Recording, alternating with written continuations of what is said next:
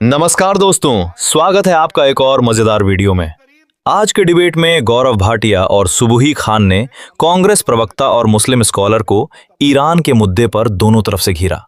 चलिए पूरा वीडियो को अंत तक देखते हैं, और हाँ, यदि चैनल पर नए हैं तो चैनल को सब्सक्राइब जरूर करिएगा। पिक्चर चालू करो बे। ये कहना गलत नहीं होगा, कांग्रेस मरे अंधेरे में, राहुल गांधी बने पावर हाउस, ये इनका हाल है। हाँ, और सुनिए, कम से कम मैं राहुल गांधी से उम्मीद भी नहीं करता कि वो तर्क संगत बात करेंगे, आंकड़ों की बात करेंगे, समझदारी की बात करेंगे। अजय उपाध्याय अपना कद समझिए, राजनीतिक कद की बात कर रहा हूं मैं। देखिए, मोदी जी वाला काम हम नहीं करते हैं। तीर चुभेंगे, थोड़ा दर्द सहना सीखो। हम मोदी जी वाले लोग नहीं हैं। मैं बताता हूं, इन्होंने कहा जल्दी मुझे सवाल भी ले। क्रूड ऑयल जो है भारत नहीं ले रहा है। अंजना जी, 24 घंटे में हमने जो है 10 lakh barrel crude oil Russia से ही खरीदा है। 2026 में सबसे ज्यादा अगर क्रूड ऑयल कहीं से आया है तो रशिया से आया है। करीब 35% तक 2024 में हमने क्रूड ऑयल रशिया से लिया। इनके समय में कितना था मालूम है? 1%। और 20 बिलियन यूएस डॉलर भारत ने बचाए हैं सस्ता तेल लेके रशिया से। भारत पे कोई दबाव नहीं बनाता है। भारत सब मुल्क पे दबाव बना के वो काम करता है जो देश के हित में होता है। तीसरी बात, इन्होंने कहा सीज फायर इसलिए किया क्योंकि फलाने ने कहा। अरे किसी पे विश्वास ना करो, कम से कम भारत की सेना पे तो विश्वास करो। भारत की सेना, भारत के जनरल बोले, हमने तब रोका जब पाकिस्तान गिड़गिड़ा के घुटनों पे आके बोला भारत बस कर दो, बच्चे से गलती हो गई है। लेकिन इन लोगों को दिक्कत है, ये नहीं मानेंगे। एक बात और कह दूं, गब्बर कर रहे थे। ये करे गब्बर, राहुल गांधी करे बब्बर। जो टी शर्ट उतार के नंगे हो जाते हैं उनको बब्बर शेर बुलाते हैं। पुलिस का डंडा पड़ा, बब्बर शेर निमियाने लगे, वो छोड़ दो भैया, गलती हो गई। तो ना करो गब्बर, ना करो बब्बर। तुम्हारी जगह जनता ने दिखाई है। एक गुजारिश करूंगा इस माध्यम से, एक गुजारिश, भारत के हित में भारत के लोगों और सरकार के साथ खड़े रहो। राजनीति तो चलती रहेगी जिंदगी भर, भारत के खिलाफ मत जाओ, ये जरूर कहूंगा। हमने देखा देश में कई जगहों पर आयतुल्लाह अली खामेनी को लेकर प्रोटेस्ट हुए, और ये बार-बार दबाव कांग्रेस पार्टी से बना कि आप इस पे क्यों नहीं बोल रहे। जी, ये सही है। जी, देखिए अंजना जी, सबसे पहले तो मैं, आपका एक राष्ट्रीय एक बड़ा चैनल है, तो इस मंच के माध्यम से इस विषय पर बोलने से पहले तो मैं एक ये घोषणा करना चाहती हूँ और भारत के सभी मुसलमानों से कहना चाहती हूँ, हम ना सुन्नी मुसलमान हैं, ना शिया मुसलमान हैं, हम सनातनी मुसलमान हैं। इसलिए हम अपने देश में सुखी हैं, सुरक्षित हैं और संपन्न हैं।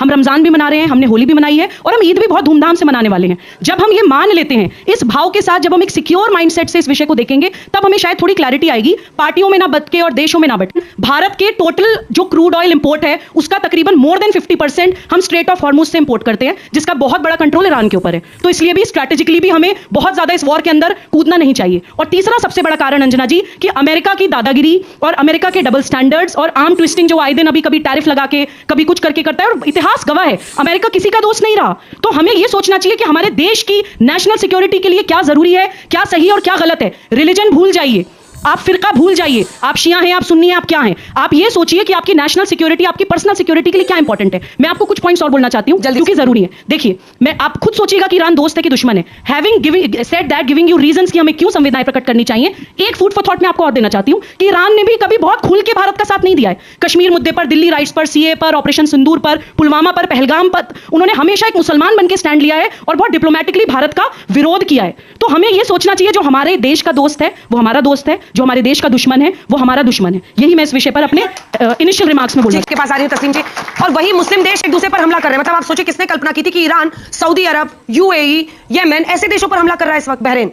और ऐसे में क्यों भाई खamenei के लिए, जब वही खamenei का पूरा अपेक्स देख लीजिए, भारत विरोधी, उन्होंने अनेकों बार बातें की, उन्होंने कश्मीर के मुद्दे पर भारत के खिलाफ बोला है।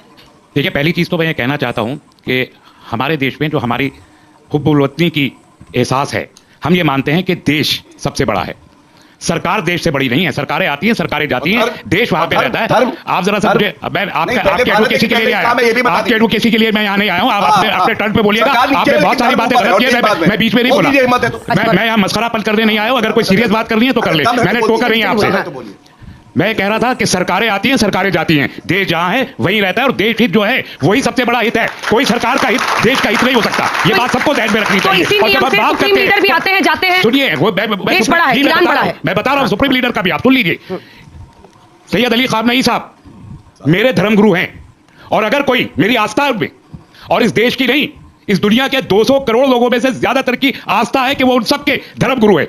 सिर्फ वो वहां के ईरान के सुप्रीम लीडर नहीं है। रिलीजियस लीडर है, पायस रिलीजियस लीडर है, मेरी आस्था है उनमें, मैं अपने बाप से ज्यादा बड़ी आस्था रखता हूं खामनेई साहब में। और अगर कोई बदतमीजी करता है, कोई तू तड़ाक से बोलता है, वैसे तो औकात नहीं होनी चाहिए किसी की कि इतने बड़े आदमी से, जिसको देश दुनिया के कम से कम 200 करोड़ मुसलमान और गैर मुस्लिम उससे ज्यादा उसमें आस्था रखते हैं, हम में से किसी की क्या औकात है? जर्रे नहीं है कि हम उनको तू तड़ाक के साथ बोलेंगे। मैं शिया नहीं हूं, मैं शिया नहीं हूं, मैं सुन्नी हूं, लेकिन इसके बावजूद मेरी आस्था है। तो अगर हमारे देश की तहजीब, हमारी सभ्यता, हमारी तारीख इस बात की गवाह है कि हमने हमेशा धर्म गुरुओं को सम्मान दिया है, चाहे वो जिस धर्म के हो, ये हमारा डीएनए है। अगर आज कोई इसके खिलाफ करता है तो इस देश का डीएनए नहीं रखता, कहीं बाहर का डीएनए कराया है। जो आवाज वहां मंच से भी आई, जो आपने सवाल किया है अंजना जी के मुस्लिम देशों पर मुस्लिम देश हमला कर रहा है, रुक जाइए, मेरा बात पूरा करने दीजिए। आपका जो सवाल है मुस्लिम देशों का, ईरान की जानिब से भी ऐलान किया गया और उन देशों की जानिब से भी ऐलान किया गया। मुस्लिम देशों पे हमला नहीं हो रहा है, अमेरिका के इंटरेस्ट पर और अमेरिका के मिलिट्री बेसिस के ऊपर हमला हो रहा है। सऊदी अरब के मुझे बात के स्टेटमेंट दिखाइए, कितने हमले हुए सऊदी अरब के ऊपर? अंजना जी, प्लीज मैं कोई सवाल बताना चाहती हूं।